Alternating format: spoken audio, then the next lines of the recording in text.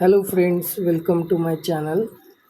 Today we are going to learn about the pole mounted distribution transformer installation. In this video we will learn about what type of material used for the installation of transformer. There are different type of material like poles. Just wait. Poles are there, then different type of channels are there, then angles are also there.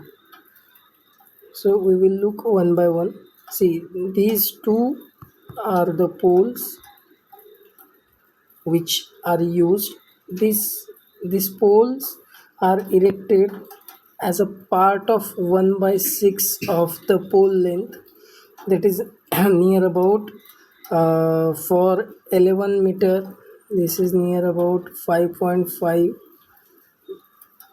feet, and for 13 meter it will near about 6.2 feet.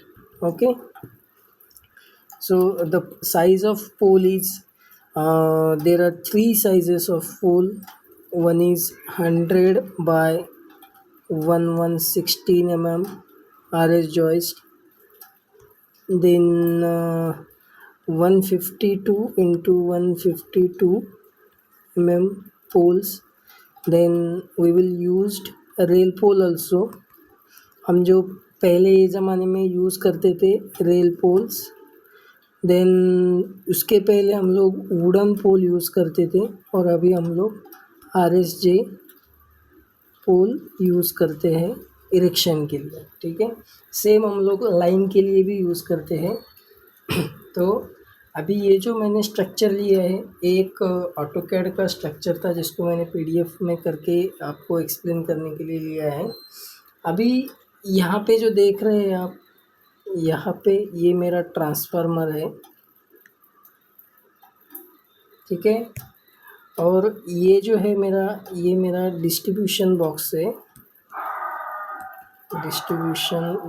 है.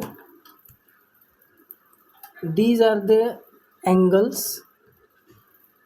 हम इसको Belting angle बोलते हैं. Belting angle ये क्या करता है? This is use for the transformer balancing on pole. ठीक है, ये ट्रांसफार्मर को बैलेंस करने के लिए होता है. इसमें ऐसा टाइप का स्ट्रक्चर होता है, जैसे अगर ये हमारा पोल है, ये दो हमारे पोल है, तो यहाँ से ऐसा एक क्लैम्प के थ्रू एक कितना mm का होगा वो, 450 mm, और हाँ 450 mm का रहता है. और यहाँ से भी ऐसे क्लैम्प से यूज़ करके ये भी 450 mm का, ये मेरा ट्रांसफार्मर रहेगा. ये इसका जो है रेडिएटर का फिन्स बाहर आएगा, ऐसा आता है वो बाहर, और एक तरफ में मेरा बुशिंग होगा. ठीक है, so this channel will be go under the LT bushing and through the radiator fins, and it will be bolted through the nut and bolt, and this will be balance of the weight of transformer on the pole structure. Okay, then इसके बाद जो होता है, ये दो angle होता है, एक ये एंगल और एक ये एंगल. इसको हम लोग बोलते हैं डिस्ट्रीब्यूशन बॉक्स एंगल, जिसके ऊपर हमारा ऐसा दो एंगल रहता है. यहाँ पे ये हमारा बॉक्स हो गया, और यहाँ पे ऐसा उसको नट बोल्ट से टाइट किया जाता है. उसका जो क्लिप्स रहता है, ये हमारा बॉक्स ऐसा आएगा. ठीक है, इसका भी फ़ोटो मैंने लिया है, ये मैं आपको थोड़ी देर बाद बताऊँगा. अभी पहले हम लोग ये खाली जो स्ट्रक्चर है, वो स्ट्रक्चर कैसे हुआ है ये स्टडी करते हैं. फिर उसके बाद मैं आपको इसका 1 बाय 1 एक फ़ोटो दिखाता हूँ. जैसे कि इंसुलेटर्स हो गए, ट्रांसफार्मर हो गए, LT डिस्ट्रीब्यूशन बॉक्स हो गया, फिर पोल का मफिंग कैसे किया जाता है, पोल का इरेक्शन कैसे किया जाता है, अर्थिंग का भी मैं बताऊँगा आपको. तो अभी हम लोग पहले स्ट्रक्चर देखते हैं कैसा कैसा है. तो देखो, ये दो पोल हैं. ये दो पोल के ऊपर हमने अलग अलग चैनल्स लगाए, एज़ पर जैसा जैसा उसका यूज़ है। ये हमारा जो है ये इंसुलेटर है जिसको हम लोग पिन इंसुलेटर बोलते हैं। ये हमने क्या किया, जो हमारे फेज़ ऊपर जा रहे हैं ये हमारा इनकमर लाइन है 3 फेज़ का। तो हमने क्या किया, इसका जो कनेक्शन है उसको नीचे उतरने के लिए ये हमारा जो चैनल है इसको टच ना हो जाए, क्योंकि लेंथ डिस्टेंस ज़्यादा हो रहा है, इसकी वजह से हमने यहाँ पे 1, 2 और ये 3 इंसुलेटर लगाए। इसके ऊपर हम उसको बाइंडिंग करेंगे। तो इंसुलेटर का जो शेप होता है वो ऐसे होता है, इसमें थोड़ा सा स्लॉट रहता है ऐसा, जिसके थ्रू हमारा ये कंडक्टर जाता है ऐसा, और इसको वापस ऐसा रेस्ट होके ये हमारे चैनल में यहाँ पे ऐसे हम लोग बोल्ट करते हैं इसको। ठीक है, तो चलो हम लोग ऊपर से शुरू करते हैं। अभी इंसुलेटर तो हमने देख लिया, फिर यहाँ पे जो आएगा, यहाँ पे जो कनेक्शन होता है इसके लिए हम लोग ये हो गया, ये हो गया, ये हो गया, तो यहाँ पे हम लोग क्या करते हैं, वेज कनेक्टर बोलते हैं, वेज कनेक्टर। इसके थ्रू हम लोग जो मेन लाइन रहता है अपना, इसका कनेक्शन ऐसा होता है। तो यहाँ पे जो ये पोर्शन रहता है इसको वेज कनेक्टर बोलते हैं। मैं आपको दिखा देता हूँ कि वेज कनेक्टर का डायग्राम कैसे होता है। ये देखो, ये जो है हमारा, ये जो है वेज कनेक्टर है। जैसा कि मैंने बोला ये हमारा थ्रू द लाइन है, और इसमें ऐसा करके हमारा ये यहाँ पे वेज कनेक्टर फिट होता है, जिसको हम लोग जब इसमें से दोनों कंडक्टर थ्रू करने के बाद हम लोग यहाँ से इस तरफ से इसको हैमरिंग करते हैं, तो ये यहाँ पे जाके फिट होता है। इसकी वजह से अपना जो स्पार्किंग वगैरह नहीं होता है। ठीक है, तो ये प्रैक्टिकली मैंने एक फ़ोटो लेके आपको दिखाया है। ये वेज कनेक्टर हो गया। फिर हम लोग आते हैं वापस यहाँ पे आते हैं ये पोर्शन पे। तो ये क्या हो गया हमारा, अभी ये जो लाइन है ये इन लाइन है, तो ये हमारा यहाँ पे वी क्रॉस आ गया ऐसा। तो यहाँ पे एक इंसुलेटर आया, यहाँ पे एक इंसुलेटर आया, और ये टॉप वाला यहाँ पे एक इंसुलेटर आता है। तो ये हमारा इन लाइन हो गया। ठीक है, अभी यहाँ से हमने एक ऐसे कनेक्शन निकाला, एक ऐसे और एक ऐसे निकाला है। अगर ये मेरा कट पॉइंट रहता, अगर एंड पॉइंट रहता, तो एक मेरा जो कट पॉइंट आता है वो ऐसा आता है। यहाँ पे मेरा टॉप लाइन आ गया, ये एक इंसुलेटर हो गया, ये एक इंसुलेटर हो गया, सॉरी इंसुलेटर नहीं, यहाँ पे मेरा सस्पेंशन डिस्क आ गया, और यहाँ से मेरा कनेक्शन आ गया। ठीक है, तो ये मेरा जो है इन लाइन है। फिर मैंने यहाँ से कंडक्टर ले लिया, ये मेरा वी क्रॉस पे लाइन जा रहा है। अभी मैं आपको अगर वी क्रॉस का फ़ोटो दिखा दूँ, ये देखिए, ये जो है मेरा वी क्रॉस है, ये मेरा वी क्रॉस है। अभी यहाँ पे ये मेरा वी क्रॉस है, और इसके साथ में एक टॉप ब्रैकेट आता है जो कि ये वाला है, ये वाला मेरा टॉप ब्रैकेट है। ठीक है, तो ये कहाँ पे लगता है, ये जो पोल का जो ऊपर पोर्शन है, ऊपर का पोर्शन है, यहाँ पे वो लगता है।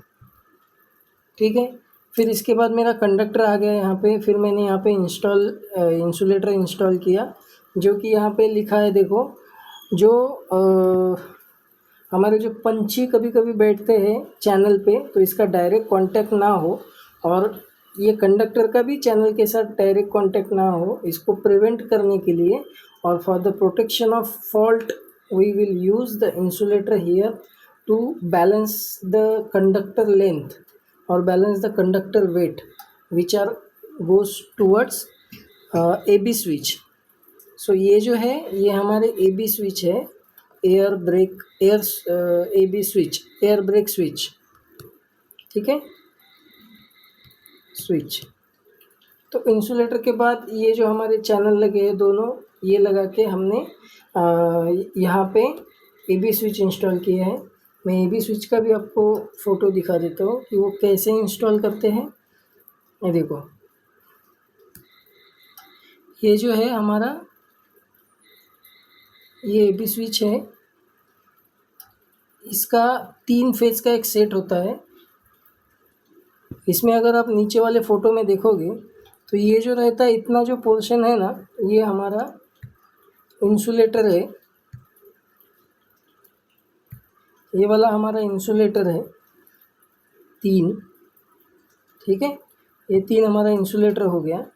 फिर ये जो है हमारा, ये जो पार्ट है ये स्टेशनरी रहेगा, मतलब अगर हम लोग और ये जो पार्ट है अपना ये मूविंग रहेगा, फिर वापस ये एक स्टेशनरी रहेगा। तो ये जो हमारा हैंडल होता है, ये जो हैंडल यहाँ पे आपको दिख रहा है, ये जो रॉड है इसको बोलते हैं AB switch rod.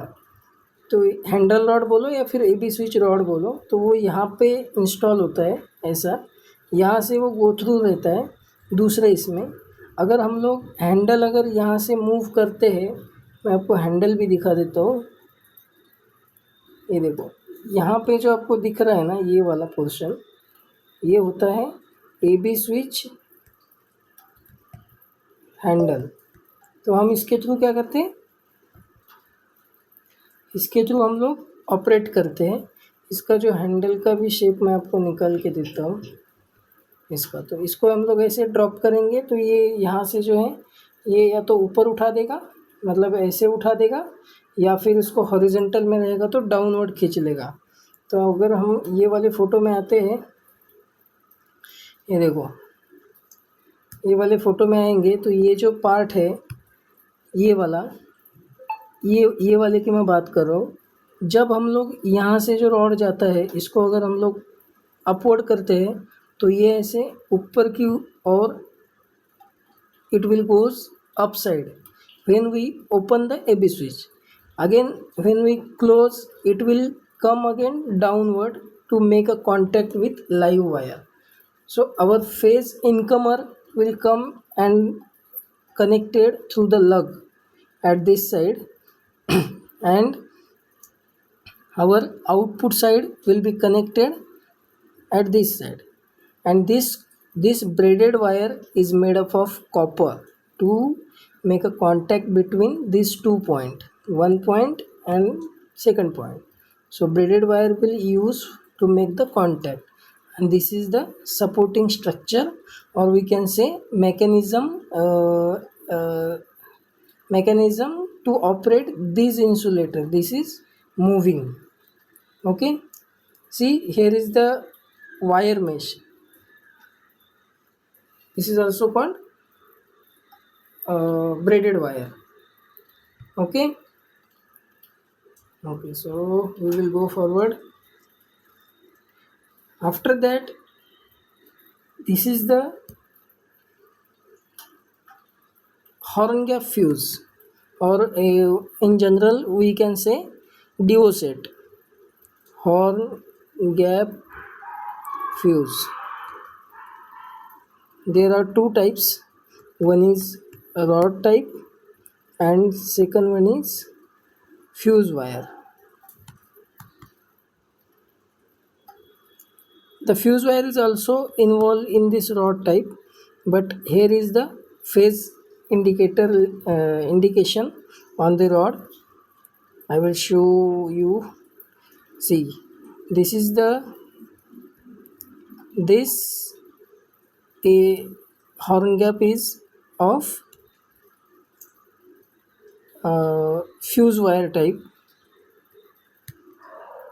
and this is the rod type.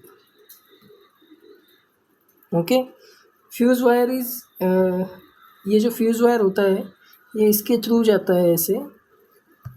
मैं अलग कलर लेके आपको शो करता हूँ। फ्यूज़ वायर इसके थ्रू जाता है और यहाँ पे उसको कनेक्ट होता है दोनों साइड, इसमें कनेक्ट होता है। तो जब भी हम इसको पीछे खींचते हैं, हमारा जो रॉड रहता है वो रॉड यहाँ पे फंसाते हैं और इसको अप साइड खींचते हैं तो ये ओपन हो जाता है, और अगर पुश करना है तो वापस इसी में फंसा के उसको ऐसा पुश करता है। और रॉड का जो सिंबल रहता है, रॉड का जो स्ट्रक्चर रहता है ये ऐसा रहता है इधर और ऐसा। तो ये इसमें से जाके हम लोग इसको एक बार पुश करेंगे, एक बार डाउन करेंगे, तो this contacts will be open and close. Okay, so there are 2 types of horn gap fuse. After this, near to the transformer the LA is connected. LA means lightning arrestor. Okay, the lightning arrestor will prevent the transformer or provide the protection from lightning or from the voltage surge, because in case of lightning there is a huge amount of voltage travel through these conductors, and due to the huge amount of voltage the transformer may be damaged, or at the time of switching surges of the substation equipments, so the voltage surge will also occur on these conductors. So due to that voltage surge transformer get damaged, so for that protection the LA is provided. I will show you the LA of transformer. Okay, about LA I will give you the brief information in the next video. In this video we will go only for the this transformer structure and their parts of explanation. After that, after this this conductor will connected to this ST bushing. Okay, here are three ST bushing. Behind this transformer there are LT bushing also. This transformer is located or installed on these two channels. This channel size is mentioned here. We will call this channels is transformer base channel.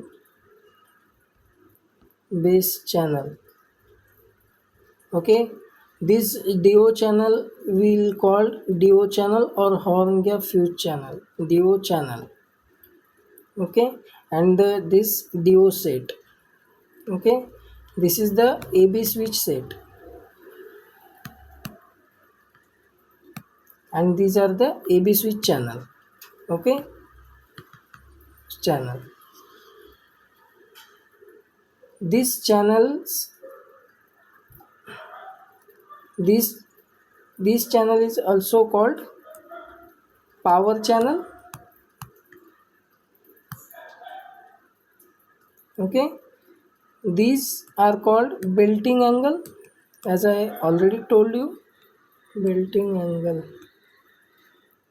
Okay, this is the distribution box angle. Okay, this is called muffing. This is the concrete. Ratio is 1:3:6. Okay, muffing is near about 2 feet. It means 600 mm above the FFL. FFL means final finish level, or from the above the ground level, GL. Okay, and this concreting will be, ये जो concreting रहेगा वो रहेगा 1/6. अगर 11 metre का पोल है तो उसके लिए इतना रहेगा. तो देखो अभी यहाँ पे ये 13 मीटर का पोल होगा, तो इसके हिसाब से 3 3 6 3 9 9 और हाँ, ये 13 मीटर का पोल है, तो इसको 2200 दिया हुआ है, मतलब कितना हुआ 2.2, मतलब 6.2, जैसा कि मैंने पहले आपको बताया था. ठीक है, फिर इसके बाद कंक्रीटिंग हो गया.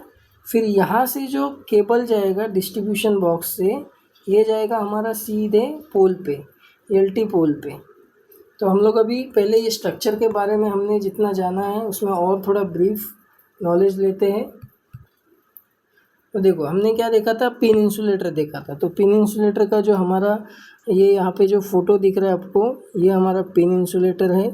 ये दो कलर में तो दिख ही रहा है, एक वाइट टाइप में और एक चॉकलेटी टाइप में दिख रहा है, जो पोर्सिलिन टाइप का हम लोग यूज़ करते हैं. फिर यहाँ पे जो दिख रहा है आपको ये पॉलीमर टाइप है, ये न्यू टेक्नोलॉजी के हिसाब से है, जो कि क्लियरेंस प्रोवाइड करते हैं, और ये इसका लाइट वेट भी रहता है, और इसमें डाइलेक्ट्रिक स्ट्रेंथ भी ज़्यादा रहता है. तो ये जो पिन इंसुलेटर होता है ये तो 5 kN किलो न्यूटन और 10 किलो न्यूटन के हिसाब से आता है. ये depend upon the distribution line हम लोग इसका यूज़ करते हैं. यहाँ पे जो ये आपको दिख रहा है नट और बोल्ट, तो ये जो हमारा चैनल रहता है, ये चैनल के अंदर ऐसा एक सी टाइप में स्लॉट रहता है। तो ये अगर वर्टिकल चैनल इंस्टॉल है तो ये ऐसा गो थ्रू करेगा, और अगर हॉरिजॉन्टल है तो ये ऐसे में आएगा। तो यहाँ पे हम लोग उसको नट बोल्ट डाल के फिर ये जो अपना पिन इंसुलेटर जो होता है इसका यूज़ हम लोग करते हैं, ठीक है। फिर उसके बाद आता है हमारा डिस्क इंसुलेटर, जो कि हमने देखा यहाँ पे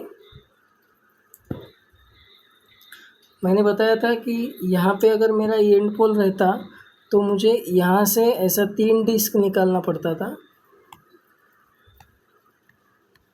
और फिर यहाँ से मेरा कंडक्टर स्ट्रेंथ होता। अगर ये मेरा एंड पोल रहेगा तो मुझे यहाँ पे स्टे, अदरवाइज़ यहाँ से ऐसा स्टड भी देना पड़ता था, ठीक है। वो मैं आपको अगली वाली वीडियो में बताऊंगा कि कैसे हम उसको इंस्टॉल करते हैं। तो अगर मेरा स्ट्रेन इंसुलेटर रहेगा, या फिर हम लोग उसको बोलते हैं डिस्क इंसुलेटर बोलते हैं, तो ये मेरा डिस्क इंसुलेटर है। ये जो है मेरा डिस्क इंसुलेटर, एक मेरा पोर्सिलिन में है और दूसरा मेरा पॉलीमर में है।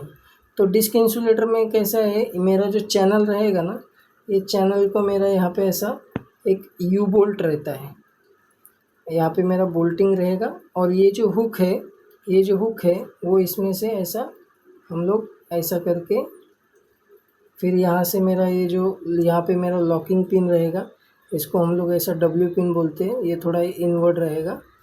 ये हम लोग ऐसा इसको प्रेस करके यहाँ पे फंसाते हैं, फिर ये डिस्क होगा, इसको हम लोग बोलते हैं हार्डवेयर।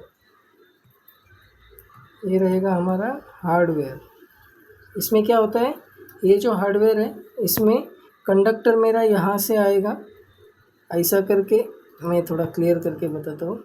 देखो यहाँ से मेरा कंडक्टर आएगा, हार्डवेयर का भी मैंने शायद डायग्राम लिया है हार्डवेयर का, ओके कोई बात नहीं, हार्डवेयर का नहीं लिया है, मैं इसी में आपको बता देता हूँ।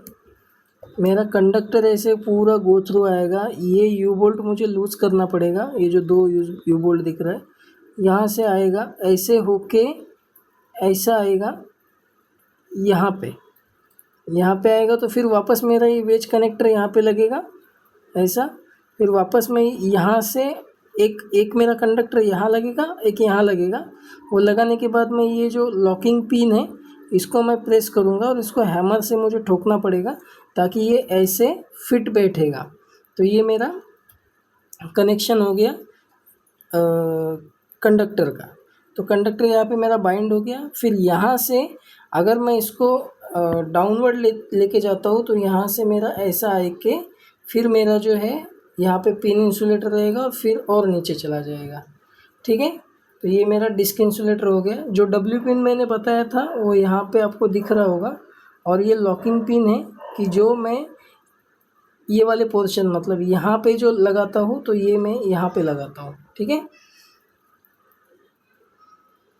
अभी हम लोग नेक्स्ट में जाते हैं। ये तो हमने देख लिया।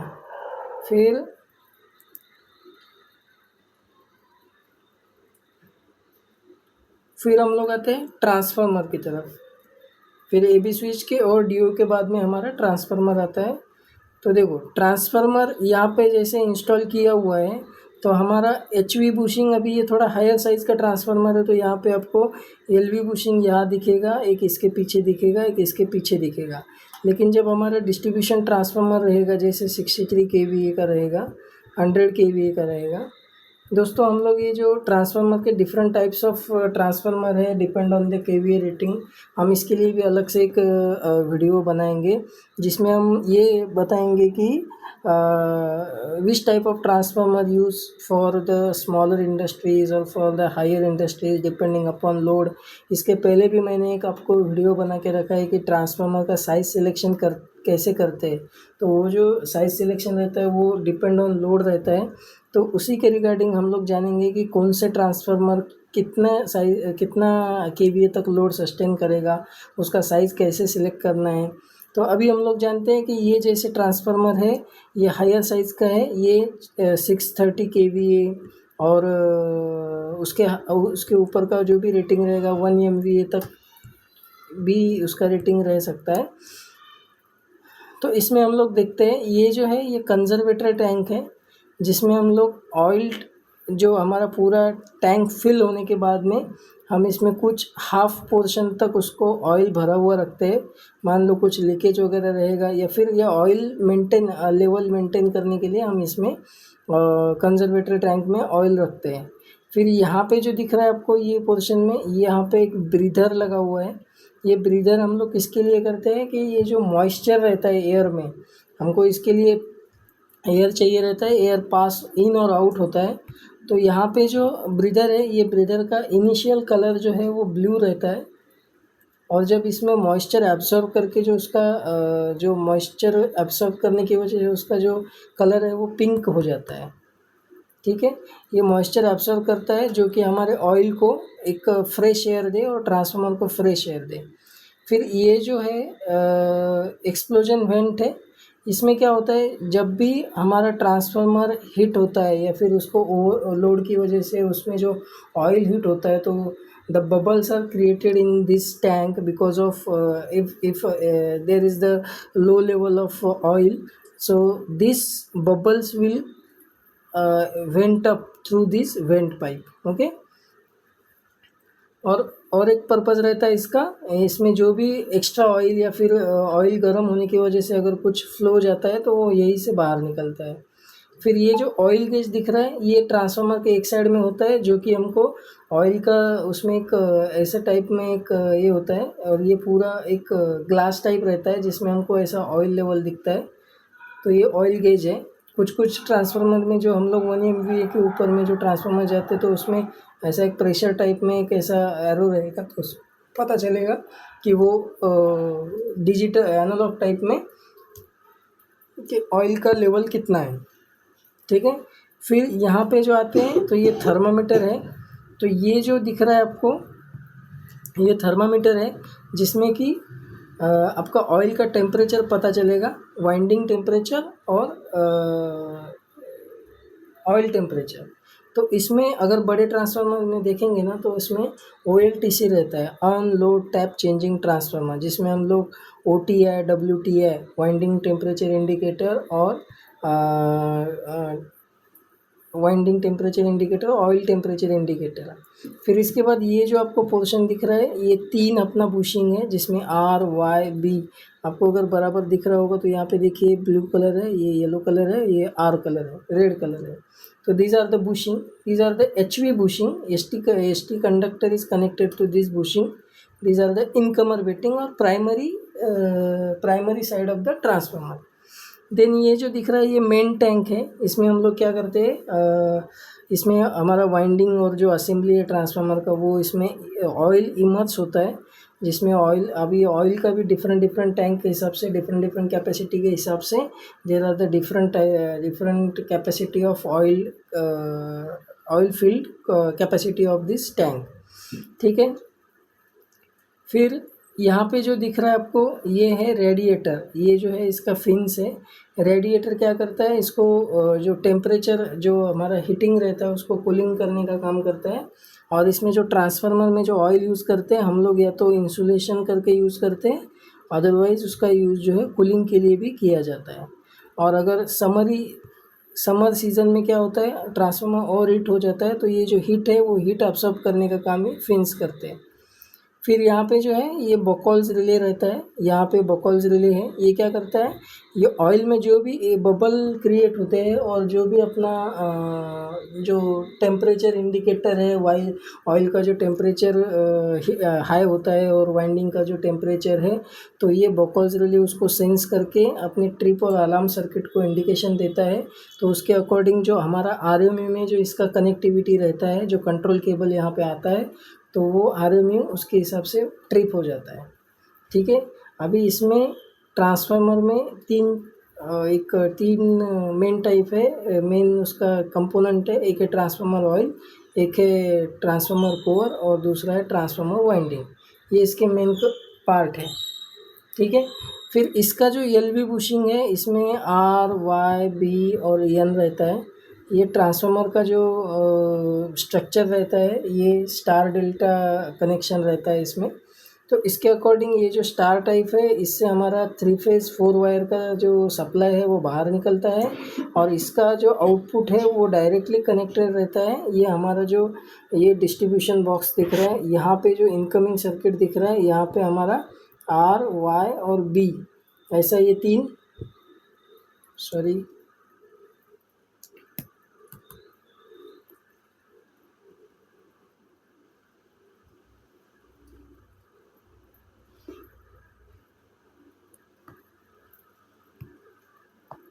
जस्ट वेट, कुछ तो हुआ है।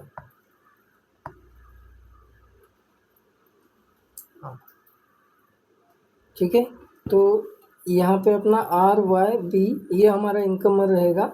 ये जो है ये हमारा MCCB है, इसका रेटिंग भी रहता है, इसका रेटिंग रहता है जैसे 63 एम्पियर से चालू होता है MCCB, तो 200 एम्पियर तक उसका MCCB हम लोग यूज़ करते हैं। ये इसका रेंज है, यहाँ पे MCB यूज़ करते हैं।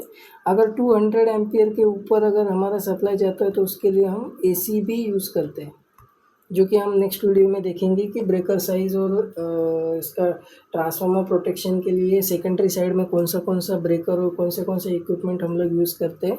तो उसके बारे में जब हम लोग वीडियो बनाएंगे तो उसमें मैं पूरा जो ACB, MCB, MCCB इसके बारे में मैं बताऊंगा। तो इसमें क्या रहता है, जैसे अभी ये डिस्ट्रीब्यूशन बॉक्स है हमारा, इसमें ये तो हो गया ट्रांसफार्मर प्रोटेक्शन के लिए। लेकिन जब ये MCB प्रोटेक्शन करने के लिए यहाँ पे हमारा HRC फ्यूज़ रहता है, इसका भी depending upon the load capacity, इसका जो ब्रेकिंग कैपेसिटी है वो डिसाइड रहता है। जैसे हम लोग इसको बोलते हैं 100 एम्पियर का भी रहता है, 200 एम्पियर का भी रहता है। फिर यहाँ से जो है ये हमारा बस बार है, मैं कलर चेंज कर लेता हूँ।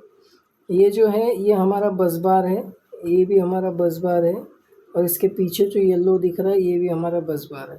तो इससे क्या किया हमने, इससे हम लोग सर्किट डिवाइड कर सकते हैं। जैसे हमने ये एक सर्किट ले लिया, ये दूसरा सर्किट ले लिया और ये तीसरा सर्किट ले लिया। फिर सेम हमने वाई से भी वैसे ही किया है, Y Y Y, B B B. तो यहाँ पे आपको जब दिख रहा होगा आउटगोइंग 1, आउटगोइंग 2 एंड आउटगोइंग 3।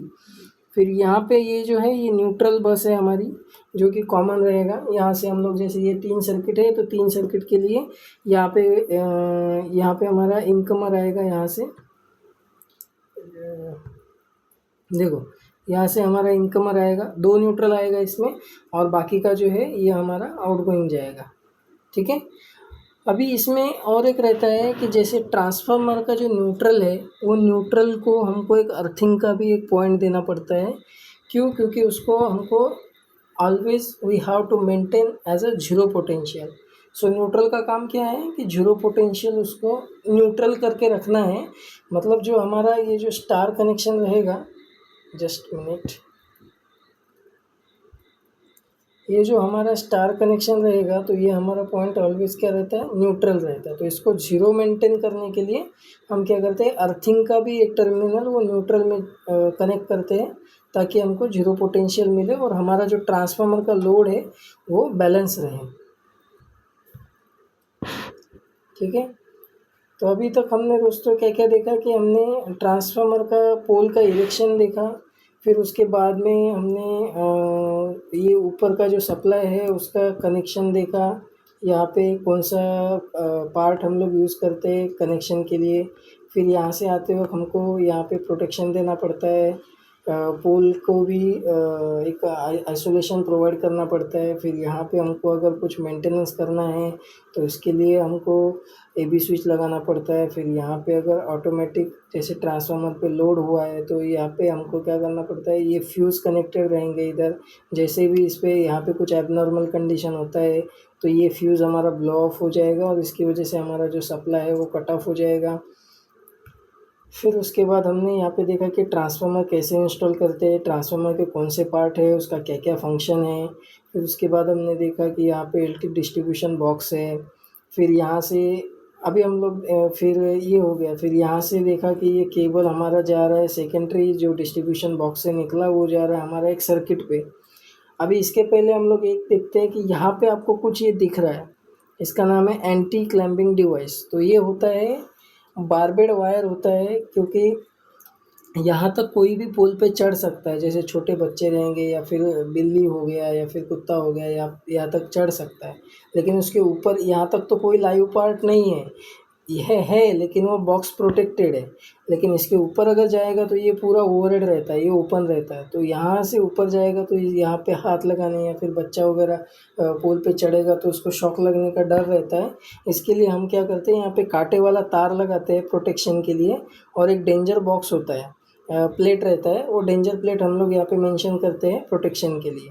ये देखो यहाँ पे जैसे दिख रहा है डेंजर बोर्ड, ठीक है। वो भी अलग अलग वोल्टेज लेवल का आता है, जैसे 11 kV, 415 kV, 220 kV, 22 kV, 33 kV, ऐसा आता है। फिर यहाँ से ये जो केबल गया, ये गया पोल पे। तो पोल का स्ट्रक्चर कैसा है, ये ऐसा है।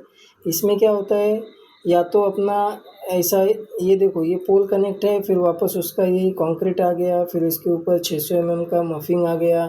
अगर हमारा एलटी पोल है 9 मीटर का तो उसको हम लोग 450 mm का ही मफिंग करते हैं, ये सब स्टैंडर्ड है।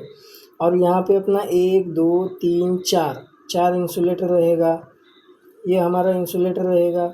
इसमें ये रहेगा RYBN, ये हमारा 3 फेस 4 वायर सिस्टम हो गया। और इसके बाद ये न्यूट्रल रहेगा। अगर हमको इसको अर्थिंग देना है तो पोल का नीचे एक ऐसा पाइप गड़ा हुआ रहता है, ये जैसे आपको यहाँ पे दिख रहा है अर्थिंग पाइप, यहाँ से एक वायर निकलता है और ये पोल में हम लोग कनेक्ट करते हैं। अदरवाइज़ यहाँ से हम लोग क्या करते हैं, इसमें किसी भी एक नट में अर्थिंग वायर घुमा के ऐसा पोल को बाइंड करते करते करते करते लेके आके यहाँ पे नीचे ये पाइप में कनेक्ट कर देते हैं। ये एक हो गया। अभी क्या कर रहे हैं, अलग अलग स्टैंडर्ड चेंज हुआ है तो क्या करते हैं, ये अपना आई शेप होता है पोल का।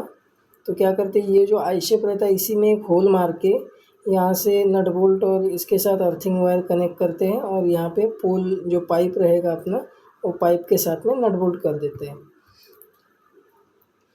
तो अभी हम लोग एलटी सिस्टम के बारे में जान रहे थे। तो ये अपना पोल हो गया, ये तो हॉरिजॉन्टल हो गया।